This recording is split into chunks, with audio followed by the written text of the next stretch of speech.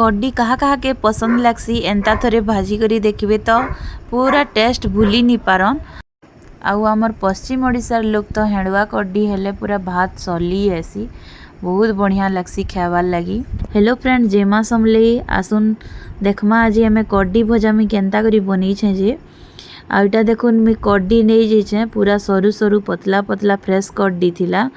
नुआ नुआ मिलू छे। तो कड्डी के मुई भल से धुई करी नहीं जाइछे आउ इटा अरुआ चाउल के मुई 2-3 घंटा तक भुतरे देथिली पानी आउ सेटा के मुई ग्राइंडिंग करी देइछे आ इटा अरुआ चाउल रो पेस्ट रेडी ही गला न आ इटा मुई कड्डी के मुई का कली गरम पानी रे टिके फुटे देली आउ इटा मुई फुटी गला परे कड्डी के भल से धुई देली आउ आनी पकाली आउ सेथिरे हल्दी पाउडर मिर्चा पाउडर गरम मसला आउ बाटी करी मुई जीरा मसला लेसुन अदा बाटी करी रखी थिली मसला टिके दे देली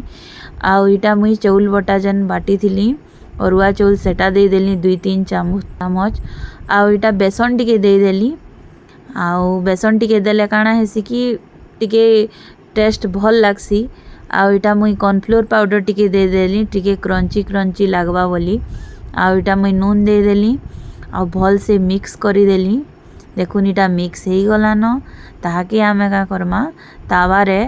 तेल देमा आउ तावा रे पिठा टाइप रो करी करी ताहाके भाजमा आउ इटा पूरा दुही साइड आडू लाल लाल करी भाजी ही गले रेडी हे जिबा हमर कड्डी भजा। इटा के गरम गरम भात संगे खाइबे बढ़िया लागसी आउ एंता प्रोसेस रे थरे बने करी देखबे आउ नुआ नुआ कड्डी किनी बहुत टेस्ट लागसी आउ टिके पुराना ही गले टिके खटा लागसी सेटा भी आमिल रांधबे वाला देबे बढ़िया लागसी आउ नुआ नुआ कड्डी एंता भाजी करी खाबो बढ़िया लागसी। देखुन इटा रेडी ही गला न हमर कड्डी भजा। मोर वीडियो जदि भल लागसी बेले प्लीज लाइक करबो शेयर करबो आउ सब्सक्राइब करबो मोर चैनल के आउ फेसबुक पेज रे देखुतिले फॉलो करबो।